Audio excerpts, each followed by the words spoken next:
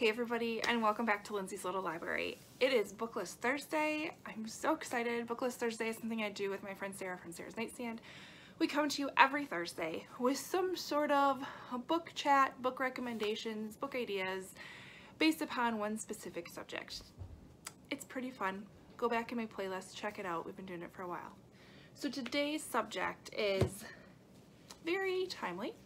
So kids are back in school, and in honor of that, we are coming up with 5 books, or maybe a little more or less, that we think should be required reading in school. So these are all books that I have read that I think more people really should pick up for various reasons. It's pretty all over the board, honestly.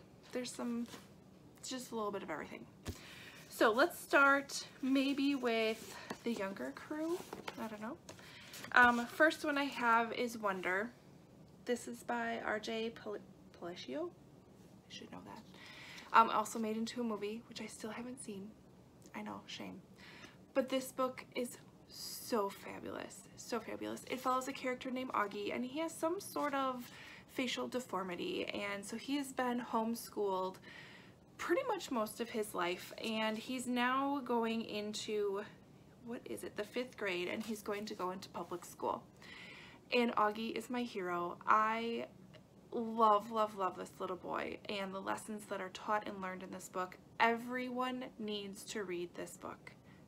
Absolutely needs to read this book. And done. End of song. Do it. Next one, again, I don't think it's required. I think it's gained popularity in school. It's of course Harry Potter. It talks about courage and determination and being the underdog and sticking up for your friends, and all while living in a magical world, and that's all. I mean, that's all I gotta say. It's a wonderful, wonderful book. Okay, so moving up, maybe something a little older, more, I don't know, high schoolish, maybe even 8th grade-ish. Definitely should be required to read The Help by Catherine Stockett.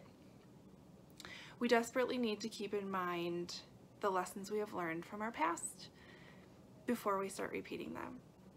That's all I have to say. So this follows, if you haven't heard, Abilene, who is a black maid in 1962 in Mississippi. She's raising her 17th white child. And there's definitely some discrimination that happens big time, big time. So then we meet Skeeter, who has returned from college, and Skeeter wants to kind of shine the light on what's going on in this city. It's Jackson, Mississippi, 1962. Some not so good things are happening. And so she teams up with Abilene and Abilene's friends, and she writes a book.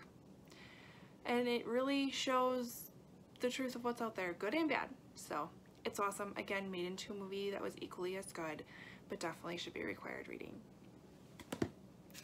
My last 2 are nonfictions, which aren't always the funnest in school, at least I have found, but I think the way these are written, the first one's written more like a novel. It's like a story, and the other one you'll see in a second. So first one is Hillbilly Elegy. This is by J.D. Vance, a memoir of a family and culture in crisis. This shines light on some of the cycles we find ourselves and our families getting caught into, and explains why it can be so hard to pull yourself up by your bootstraps and be better. There's a lot of stuff fighting against us, and so this teaches you a lot.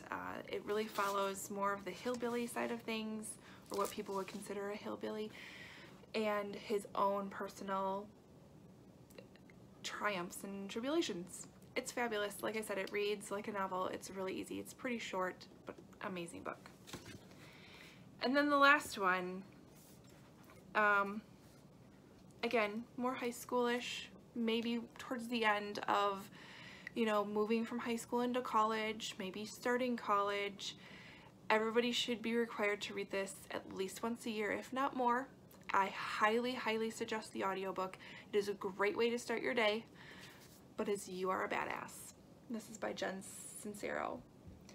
How to stop doubting your greatness and start living an awesome life. And I'm not one for self-help books, but this was absolutely fabulous. It was the kick in the butt I needed on the way to work every morning. Just reminding you that yes, you are enough, but you got to do the work, right? You want something, you gotta do it, right?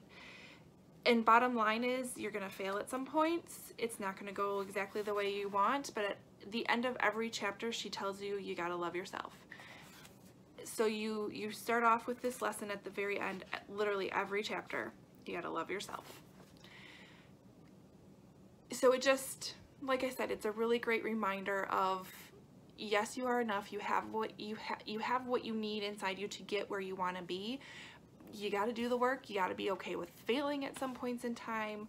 You got to be okay with getting upset by it or questioning it.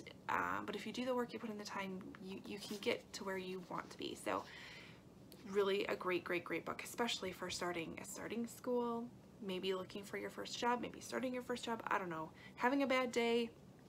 This is the book. So those are my 5 very, like I said, very kind of random books, but I think they all have a very similar message of, I guess the message we always grew up with from my mom and my parents was always like, no matter what it is, you be kind, you try your best, you put other people first, and you'll be successful. So I think all of these books kind of have that theme, which is probably why I picked them. Here they are, required reading in school. Let's figure out how to make that happen. I don't know. There'll be required reading in my house, so don't worry about that. Anyways, don't forget to pop over to Sarah's channel. I can't wait to see what she did with this topic. I'm not gonna lie, I struggled with this one a little bit. A lot of my reads are there's a lot of psychological thrillers, there's a bunch of fantasy, which I considered adding Ready Player One to this. So maybe that's my 6th book, my little extra required reading, Ready Player One. I don't really know why, but I think it should. So there you go. Go check out Sarah's channel, see what she has. Otherwise, comment below what are some books you think should be required in school, and like and subscribe, and I'll see you next time. Bye.